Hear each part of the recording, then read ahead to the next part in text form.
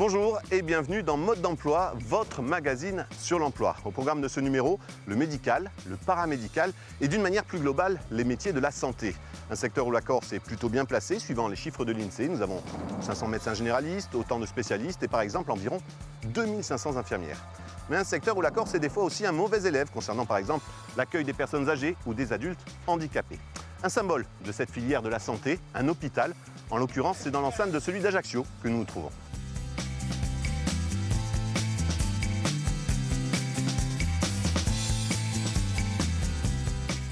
Et pour nous accueillir dans cet établissement, il sera avec nous durant toute l'émission, Monsieur Porce, le directeur, bonjour. Bonjour. Merci de nous recevoir. Vous êtes le directeur de l'hôpital d'Ajaccio depuis 2 ans et demi. On va parler ensemble, si vous le voulez bien, d'emploi et de métier dans le médical. Et quitte à commencer, autant commencer avec votre métier. Pourquoi on devient un jour directeur d'établissement? Pourquoi on fait ce choix? Alors j'ai fait ce choix lorsque je faisais mes études d'économie. J'avais pris une option économie de la santé, c'est un sujet qui m'intéressait. Si bien que pendant mes études d'économie, où je suis allé jusqu'au doctorat, j'ai également passé un concours national, qui est le concours pour entrer à l'École nationale des hautes études. Au départ, vous êtes donc un économiste, oui, qui a pris ensuite une option spéciale dans l'économie de la santé. Voilà, c'est ça. On va parler des métiers phares du monde de la santé. Directeur d'un hôpital, bien sûr. Médecin, on y pense de suite. Combien de médecins à l'hôpital d'Ajaccio? 120 médecins. Spécialistes, généralistes? Il y a surtout des spécialistes en fonction des organes, en chirurgie, en médecine, en gériatrie. Enfin, il faut qu'on ait toutes les spécialités dans un hôpital tel qu'Ajaccio, puisque nous ne pouvons pas avoir recours facilement donc, au CHU. L'insularité peut poser problème. Tout à fait. Les chiffres clés justement de l'hôpital d'Ajaccio, vous avez dit 100 et quelques médecins, c'est aussi combien de services, combien de lits, combien de patients reçus? On a, on va dire, 500 lits. Il y a eu 135 000 journées d'hospitalisation l'année dernière, 60 000 consultations externes, 5 000 interventions chirurgicales au bloc opératoire, 1045 naissances. On parle des métiers phares, donc on a parlé du vôtre, de celui de médecin. Un autre métier auquel les gens pensent de suite quand on pense à la santé, c'est la personne qui nous reçoit en premier, en général, quand on arrive, oui. L'infirmière, oui. L'infirmier. C'est un poste important, je suppose aussi bien sûr, à l'hôpital d'Ajaccio. Oui, j'ai regardé les chiffres. Il y a à ce jour 327 infirmières. Mais à l'intérieur du métier d'infirmière, il y a plusieurs infirmières qui sont parfois plus généralistes ou plus spécialisées en cardiologie, ou des infirmières de bloc, ou des infirmières anesthésistes. Je m'appelle Pascal Isonne, je suis infirmière au centre hospitalier d'Ajaccio, au service des urgences.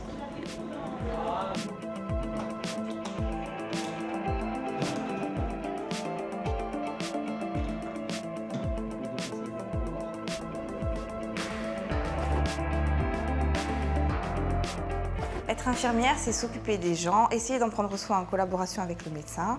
Et aux urgences, c'est encore plus particulier parce qu'on ne sait pas à quoi s'attendre et c'est varié. Mon premier contact avec ce métier, ça a été avec les infirmières qui venaient s'occuper de ma grand-mère. Et ça m'a donné envie de m'occuper des gens. Après, j'avais envie d'un métier où on puisse bouger, où on ne restait pas assis derrière un bureau, ça ne me correspondait pas. Et donc, ça a été infirmière. J'ai passé mon bac scientifique au lycée Fèche, puis après j'ai enchaîné sur le concours d'infirmière et j'ai intégré l'Institut de formation en soins infirmiers à Ajaccio.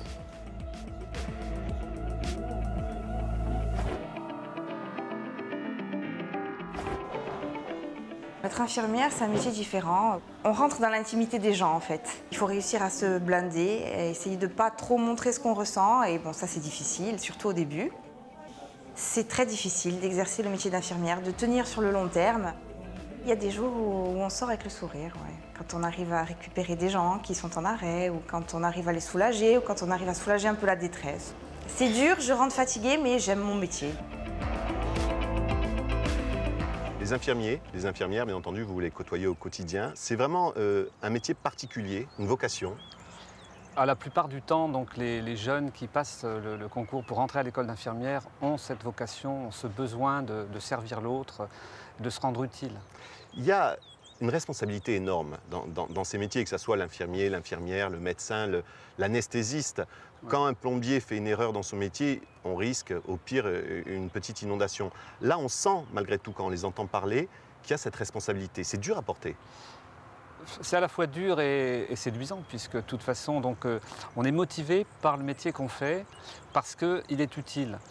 Et lorsque l'infirmière, le médecin, le directeur ou l'ouvrier fait quelque chose dans un hôpital, il sait que derrière, on touche à l'humain.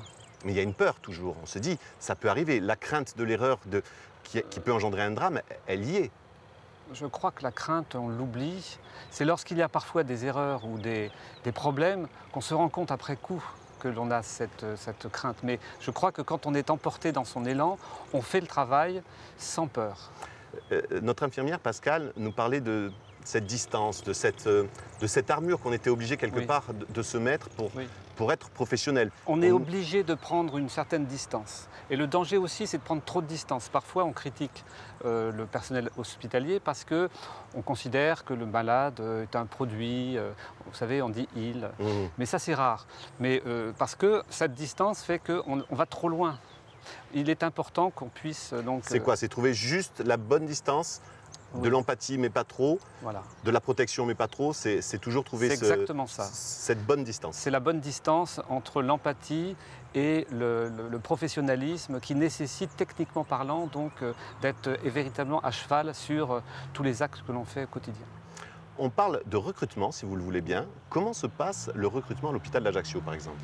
Alors, dans la fonction publique, un hôpital public, on rentre pour être titulaire, donc en règle générale toujours par concours.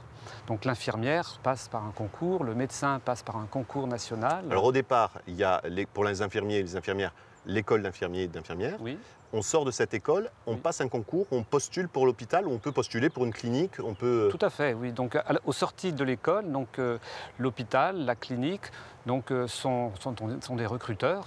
Alors on ne peut pas s'installer tout de suite en ville, il faut d'abord donc avoir quelques années donc à l'hôpital. C'est un passage obligé, le passage. C'est un passage obligé, oui. Une fois qu'on sort de l'école d'infirmière, il y a un passage d'une durée déterminée dans un établissement hospitalier pour pouvoir ensuite éventuellement être infirmière libérale. Exactement, oui, tout à fait. Ça, c'est les emplois directs. Les médecins, les urgentistes, les infirmiers, tous ces corps de métier. Il y a aussi beaucoup de métiers indirects, des prestataires de services à qui vous faites appel.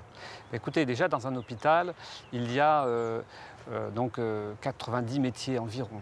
Donc c'est vrai que c'est énorme, on n'imagine pas. Les métiers en interne donc, qui sont indirects, comme vous le dites, ce sont des métiers qu'on ne fait pas. Souvent, ce sont des métiers logistiques, comme la blanchisserie, le démaquisage, par exemple. Donc on va faire venir un prestataire. Une entreprise privée va venir travailler pour l'hôpital? Tout à fait. Une entreprise privée, on fait vivre beaucoup d'entreprises privées, des petites ou des grosses entreprises par rapport à l'hôpital. Quand on va construire le nouvel hôpital, on va faire venir évidemment beaucoup de monde. Mais il n'y a pas qu'à l'hôpital d'ailleurs que l'on a recours à des prestataires. Un chirurgien dentiste en ville par exemple a besoin d'un prothésiste.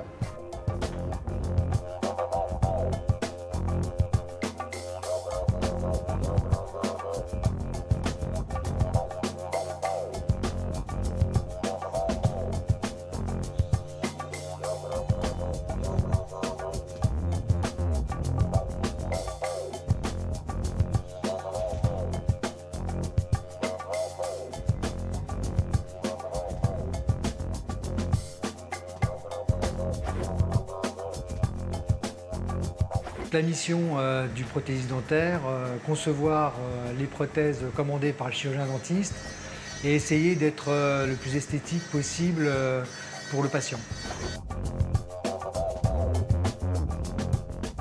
J'ai choisi ce métier tout simplement parce que mes parents étaient dans le médical et j'ai voulu à ma manière continuer dans cette branche. Mon cursus comme prothésiste dentaire, ça a été au départ un CAP, un apprentissage donc au sein d'un laboratoire chez un professionnel, puis un brevet professionnel qui confirme un peu plus pendant 2 ans le CAP. Aujourd'hui, ça a été réactualisé avec une qualification supérieure, c'est devenu un bac professionnel. Le métier de prothésiste dentaire est un métier intéressant qui fait appel à différents matériaux, entre autres la matière, le métal, la cire, la céramique, la zircone. Il n'est pas répétitif dans le sens où chaque cas est différent. Et puis, on a aussi la possibilité aujourd'hui d'accéder à une technique qui est la technique CAD-CAM, qui est une technique numérisée avec un scanner et une fraiseuse numérique. Comme on accède à des nouvelles technologies, on a besoin de gens formés. C'est pour ça qu'aujourd'hui, il y a un bac professionnel. Il faut avoir pour cela une envie d'investissement dans ce métier, qui est un métier où il faut du temps, de la patience, de la pugnacité dans ce travail, le sens de l'esthétique et avant tout l'envie d'apprendre un beau métier qui est assez rémunérateur. Prothésiste dentaire est un métier qui est difficile comme beaucoup d'autres métiers, mais en tout cas celui-ci, il donne l'envie aux gens de sourire. Entre les emplois directs et les emplois indirects, comme ce prothésiste dentaire que l'on vient de voir, l'économie de la santé à Ajaccio, en Corse, au niveau national, c'est une économie énorme. C'est une économie énorme et ça participe énormément au PIB, au produit intérieur brut. Dans une ville, un hôpital est évidemment donc un offreur d'emploi et autour gravitent évidemment des familles, des entreprises, des sous-traitants. Est-ce qu'on a un chiffre? Combien d'employés directs déjà à l'hôpital d'Ajaccio? 1500. 1500 emplois directs. On peut presque considérer qu'il y a 1500 familles derrière qui vivent. Et indirects? On a déjà des chiffres? C'est impossible de savoir. Ça serait une étude intéressante à faire. Il y a des dizaines et des dizaines d'entreprises, que ce soit les blanchisseries, les... Pas exclusives. Pas uniquement pour l'hôpital, bien entendu, mais c'est vrai qu'on fait vivre une partie de l'économie d'un bassin. On parle d'économie, là, et on parle de santé. Est-ce qu'aujourd'hui, le tabou tombe petit à petit? On peut parler d'argent quand on parle de santé? Alors le tabou existe toujours. Il y avait un grand économiste dans les années 70 qui a dit la santé n'a pas de prix, mais elle a un coût. C'était dans les années 70. Aujourd'hui encore, quand on veut introduire, non pas des mesures d'économie dans un hôpital, mais parler de productivité, donc c'est extrêmement difficile. C'est compliqué de dire à quelqu'un, à un patient, à un citoyen, le fait de vous soigner, ça nous coûte de l'argent.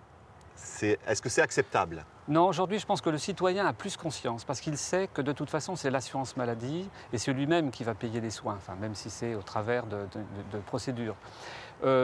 C'est plutôt à l'intérieur de l'établissement. Dans un hôpital, on a toujours besoin d'avoir des moyens supplémentaires, des équipements, des effectifs. Donc c'est incessant. Donc, il y a toujours des demandes d'évolution qui ne peuvent pas toujours recevoir une réponse favorable. Non, parce qu'après, il faut avoir un budget équilibré. Donc on ne peut pas dépenser plus que ce que l'on a.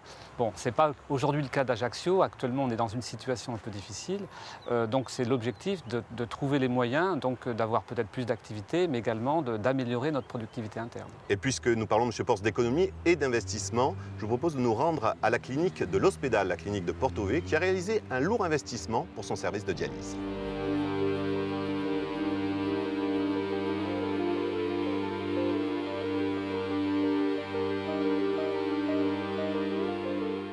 Le générateur, c'est un Bebron Dialogue Plus.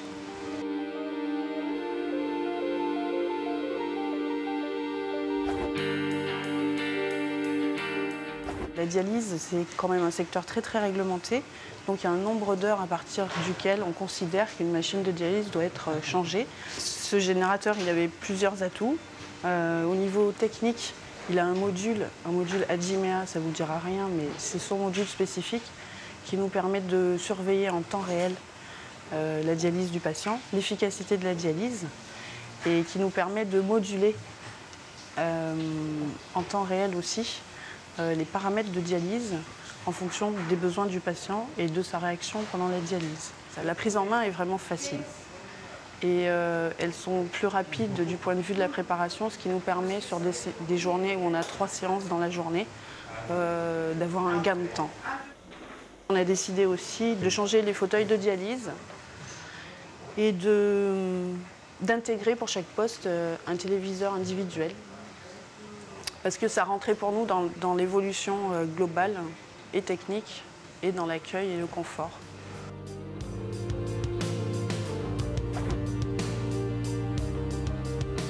Je pense que globalement, nos patients ils sont très satisfaits, à la fois nos patients résidents et nos patients vacanciers. Parce que là, maintenant, quand même, on est moins fatigué quand on ressort. Déjà que c'est pénible. Le but, c'est que vraiment ce soit pour eux des séances confortables et qu'ils viennent. Bon, on sait bien que c'est jamais très agréable pour eux de venir, mais que ce soit le plus agréable possible dans ces conditions.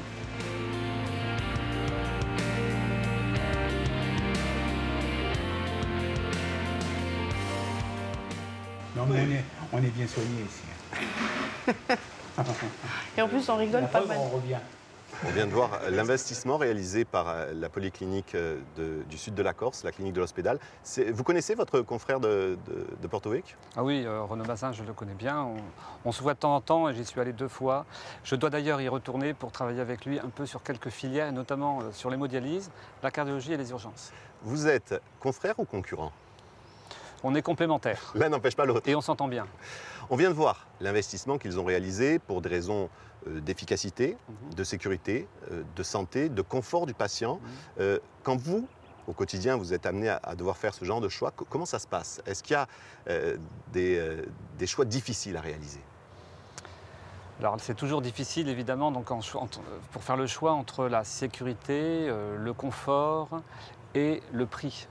Donc on a toujours des discussions difficiles avec les professionnels, mais de toute façon, en règle générale, ça part d'abord d'un besoin qui a été exprimé et on va d'abord suivre le besoin au moindre coût. Mais il y a une frustration à un moment donné, se dire il faudrait faire les 2 investissements, mais on ne peut pas. Allez, cette année on fait celui-là, l'an prochain, c'est tout le temps ça votre quotidien? Oui. Tout à fait. Donc, obligé des fois d'attendre. En plus, on n'est pas un hôpital riche, donc on est obligé de sélectionner et de programmer sur plusieurs années des équipements, par exemple. On va parler carrière, si vous le voulez bien. Vous êtes arrivé, vous, au poste de directeur, mais quand on commence infirmier ou infirmière, est-ce qu'on peut avoir un plan de carrière au sein d'un hôpital public? Complètement. Enfin, pour une infirmière, par exemple, au bout d'un certain... Déjà, elle peut changer de service en fonction... Il y a des passerelles entre les différents services? Ah oui, il n'y a pas de souci, puisque donc il y a un diplôme. Après, c'est de la spécialisation, mais il faut s'adapter. Après, elle peut passer, devenir cadre, surveillante, comme on le disait autrefois, ou cadre supérieur, donc le niveau au-dessus, directeur des soins, c'est-à-dire coordinateur général des soins sur l'ensemble d'un hôpital. Dans un hôpital comme ça, il y a un ancien infirmier qui est devenu directeur des soins et qui chapeaute l'ensemble des infirmières. Donc ça, c'est la filière infirmière, mais ensuite, on peut aussi parfois passer d'une filière à l'autre. Donc un agent hospitalier, s'il fait en interne, qui est donc au niveau le plus bas de l'échelle, donc dans l'hôpital, peut ensuite, par la promotion interne, devenir aide-soignant. C'est pas facile, mais en tout cas, il y a un certain nombre de personnes qui le font. C'est réalisable. On va parler d'un jeune qui s'intéresse au métier de la santé. Il veut venir à l'hôpital pour être stagiaire. Est-ce que c'est possible? Alors déjà,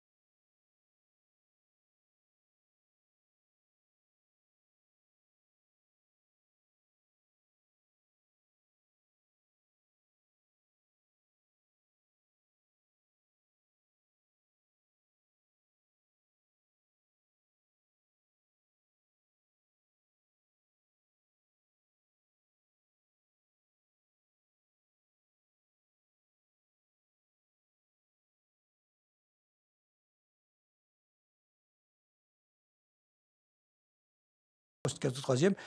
Puis après, post-bac, évidemment, on a des métiers qui sont un peu plus lourds dans le domaine de la santé et qui sont distingués entre le médical et le paramédical.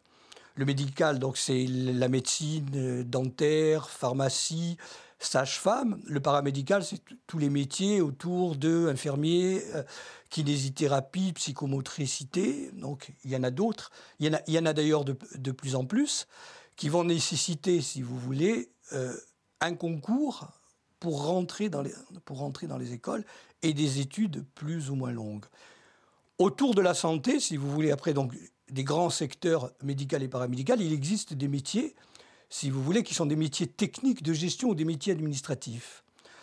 C'est-à-dire qui vont permettre de travailler dans le secteur médical, si vous voulez, sans être particulièrement formé, je dirais, à une quelconque technique du médical ou du paramédical. Alors là, on peut trouver des gens qui vont s'occuper de la gestion des ressources humaines, de la gestion générale, je dirais, des personnels, qui vont s'occuper de tout ce qui est technique, par exemple tout ce qui est l'assistance informatique au niveau du médical ou du biomédical, tout ce qui peut être de la responsabilité des produits qui rentrent ou qui sortent. Il faut savoir qu'en Corse, à l'exception de la formation en soins infirmiers, de la prothèse dentaire et de la préparation en pharmacie qui peuvent se faire par apprentissage, si vous voulez, et de la première année de santé qui se déroule à Corté, qui est donc, c'est pour médecine, pharmacie, odontologie, donc dentaire et sage-femme, si vous voulez. La plupart des autres métiers, faut aller à l'extérieur, bien sûr. Il y a très peu de problèmes de chômage, si vous voulez, au niveau des métiers de la santé. Beaucoup de métiers donc médicaux ou paramédicaux peuvent aussi permettre, si on n'est pas intégré institutionnellement, peuvent permettre, je dirais, d'être exercés en libéral. Quand on est, si vous voulez, à des métiers, par exemple, de niveau 5, c'est-à-dire de niveau CAPC, BEP, on va aller sur une grille indiciaire qui va tourner autour du SMIC.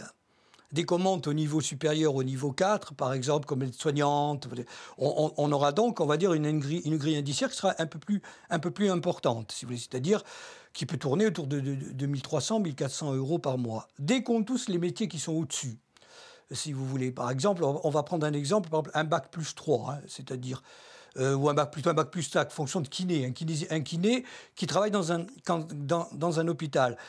On va considérer que c'est un niveau d'encadrement, et si vous voulez, et là, il démarrera autour de 2000 euros, un salaire de base de départ de 2000 euros par mois, avec des perspectives, bien sûr, de carrière. Après, quand on est médecin, ça va dépendre de tas de paramètres. Il y a la possibilité d'obtenir de la documentation, voilà, c'est ça, c'est-à-dire auprès de l'organisme national de l'enseignement et des professions, ce qu'on appelle l'ONICEP, qui a un site et qui met aussi à la disposition, si vous voulez, du public, et donc des élèves, je dirais, des documents, comme par exemple celui-ci que j'ai devant moi, hein, qui concerne les métiers du paramédical, qui sont des documents parcours. L'ONICEP possède aussi un site national et régional. Puis après, chaque corps de métier dans la santé a un site propre, c'est-à-dire qui tient, on va dire, les informations sur la profession totalement actualisées. Si vous voulez un conseil plus personnalisé, en fonction de votre profil, si vous êtes élève, bien entendu, il est nécessaire d'avoir un entretien avec soit le conseiller psychologue de votre établissement, soit au centre d'information et d'orientation, où on pourra, en fonction de votre particularité et de votre singularité, je dirais, approfondir votre projet. On vient d'écouter les conseils du CIO, les conseils du directeur d'établissement. Est-ce que pour vous, le médical, le paramédical, les métiers de la santé, c'est un secteur d'avenir, un secteur où on embauche ? Alors c'est certain que le métier de la santé et du médico-social, c'est un secteur d'avenir, ne serait-ce que par rapport aux personnes âgées, par rapport au handicap, par rapport à la maladie. Le fait qu'on soigne mieux fait qu'on a encore besoin de plus de monde ? On rallonge la durée de vie ?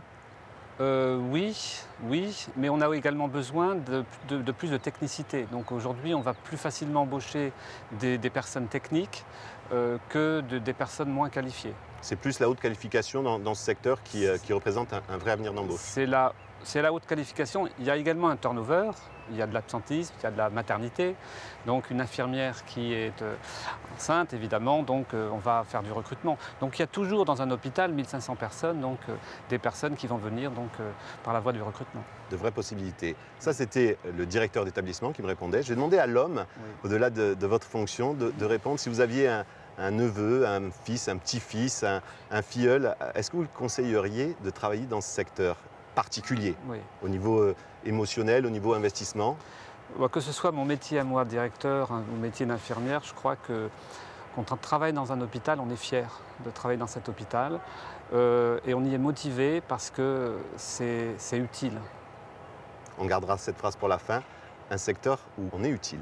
Merci de nous avoir reçus, Monsieur Pors. À bientôt. À bientôt. Je vous rappelle bien entendu que vous pourrez retrouver cette émission sur le site de France 3 Corse, france3.fr, ainsi que sur les réseaux sociaux. Notre prochain rendez-vous sur un autre secteur. D'ici là, n'oubliez pas cette citation de Freud, « S'il est librement choisi, tout métier est source de joie ». Salut.